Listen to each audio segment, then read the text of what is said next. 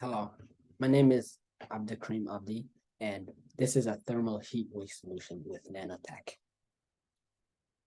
The reason for this is that it could solve heat waste. Heat is something that humans always try to avoid, as in the 20th century. People have been constantly talking about the fear of CO2 levels and everything like that. And while it is the biggest issue that we face, it shouldn't be because heat is how we could create energy. Heat is not something that we should be afraid of. And this theoretical nano concept could solve heat waste. Thermoacoustic power generation technology, which is considered a promising way to recover, for example, industrial heat waste solution, and thermal energy, geothermal heat might provide a realistic solution to this present day dilemma. It takes something brand new, which is the nano. Nano hasn't existed for very long, and especially the the way that this is going to be incorporated into it is very brand new. Um, with something that has existed for more than a century, it's hard to explain how everything is incorporated into each other. So I'll start off with something that is a little bit older, and maybe some people even know it. It's the Stirling engine. A Stirling engine is a type of engine that was invented in the 1800s by some guy with Stirling in as his last name, um, which uses one of physics' main heat properties, which is that heat flows up. It uses this in a simple but ingenious way where something, if it's has a different in temperature change, it makes a piston move up, which basically creates energy. Then there comes the difficult part, which is the triboelectric nano generator, also called the TENG. Something that creates electricity from the mechanical energy induced by the physical movement. This new this new material that has been made is something that's usually cylinder and is used by marine bio energy from water and stuff like that. Usually it's used when the waves hit it, it creates a little bit of electricity from the movement of going down by the wave and then going back up. The next wave will hit it and it'll go back down. Um, we need this because the mechanical energy that's used in heat recovery systems only utilizes the rotate turbine for the electromagnetic generator. So the way to solve the problem for something is to incorporate the nano generator. The EMG is how we usually will is how we get heat recovery systems. So to make it better is what we're looking for. Usually when it creates movement, the movement afterwards dissipates the mechanical energy, which could be harvested. The performance of a single EMG could be drastically improved if this little bit of movement could be um, used. The physics of a Stirling engine is what I'll do my main point on because a nano generator is very hard to explain. And I would have to also go over every other part, the EMG, how they incorporate it into each other. But a Stirling engine is just as interesting and can explain the whole thing in a little bit. The physics of a Stirling engine is that it has a cylinder inside which has two different temperatures on the top, on the bottom. This is the main property of it, which is that the cylinder is in a, a, a huge, like a caged thing, which only lets in one thing, which is that air, helium, and hydrogen, one of those are in it. And this mechanism from the hot side to the cold side, when the cylinder moves up, it goes to the from the cold side to the hot side, and the hot side takes in all the what is it called hot air that was just pushed up. So right when the hot air is pushed, the cylinder is pushed up, the piston moves up, it goes back down, the piston is pushed back down, and it does this again and again.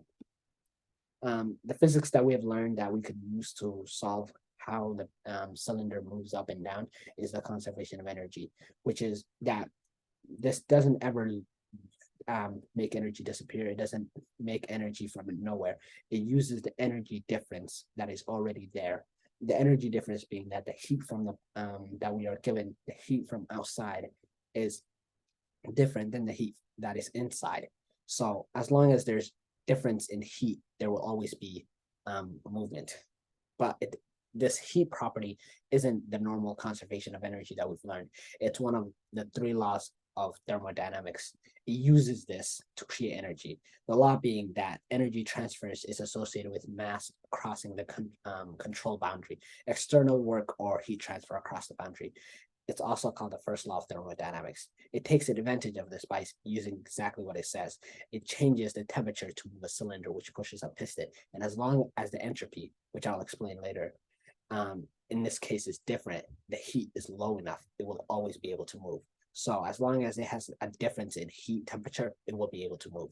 And if you're wondering, it moves with some cold different temperature too. So if the cylinder was put on an ice cube, it would be able to move because the cold is still a different heat temperature from the inside.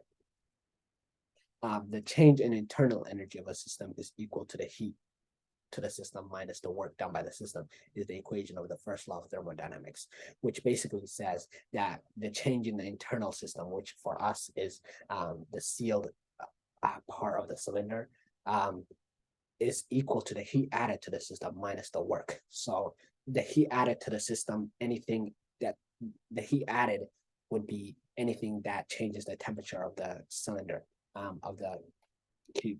And as long as it's added, you just minus it by the work, and that would tell you the change in the internal energy. So the work would be when it moves the piston up and back down again. This equation sums up perfectly the whole physics behind the engine. If you caught it immediately when I explained all that, how does the cylinder release heat? Since eventually the heat added to the system should be the same as the work done by the system. So heat on both sides should be the same on some part, and the change in the internal energy will not be possible. So there will be no work done. This is because entropy, which is the second law of thermodynamics, says that thermodynamic quantity representing the unavailability of a system's thermal energy for conversion into mechanical energy will eventually take place. But it doesn't, because the cold side I mentioned before, something that I said was the cold side on the top pushes the hot air up and then captures it, is something called a heat sink, which cools hot gas before returning to the heat source. This is typically some sort of radiator, so a piece of metal with fins on it. And as the hot gas moves past the regenerator, so as the cylinder moves up, the fins would capture most of the heat that has just been captured, and it would give it to the heat sink would capture most of it, and it'd go to the heat exchange. So what the regenerator holds on to until the cylinder moves back down. Then when the gas moves back up, it picks up the heat again. Without the regenerator, this heat would be lost to the atmosphere and wasted.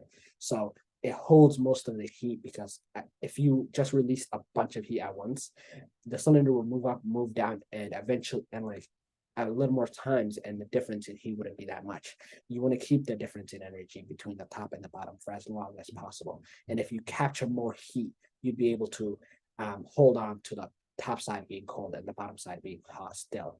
So you'd be able to create energy for longer. When you combine the two things, you get something like this. This is a research paper that describes how you would be able to add an EMG to a disk. And basically, you combine the two so that when the piston moves up and down, it moves with the EMG. So the EMG would be creating electricity, but this would also be captured by the TENG. So the theoretical papers I listed and other stuff not account for the fact that this shouldn't be small. That's one of the main things that the combinations do wrong. They make the whole Stirling engine a Stirling engine size, which is usually super small. A TNG is usually small too, but it can be very big, or as big as you want it to be. So heat, a bunch of heat is released, it could move up something that's much bigger than something like a small cylinder. And if it moves up something that's much bigger, it'd be able to create a lot more electricity at a very low pace. So the heat, as long as the heat sink and the regenerator can hold on to that heat at a certain amount, that all that matters is moving up a big cylinder. The difficulties from this is that the change in size is something that has not been done before, so it would be very different, and things that can arise difficulties that can arise from this are unknown. So while it has been tested how much electricity an EMG can produce with a TNG and a Stirling engine, it hasn't been proved that making them a bigger size for things like nuclear power plants would actually work. But that's not the biggest issue. The TENG disk has to be removed and put back a lot because after capturing a lot of electricity, it isn't a perfect nano device. It can only capture a certain amount before it fails and stuff like that. So you don't want to be doing work and in the middle of it breaks and the whole electricity is lost because it counts on the TNG. And this is the problem with the whole paper. It's that the TNG is too new. It was just invented. It hasn't been perfected. And as long as the technology is below what this idea, it's not going to fully work. As long as the TNG can't capture enough energy to be able to hold on to the amount of electricity that was just created by that movement, the whole idea fails right there. But this could be solved if you just study up on it more, because this problem isn't something that should stop a revolutionary idea like this. And these are the sources that I used. Thank you.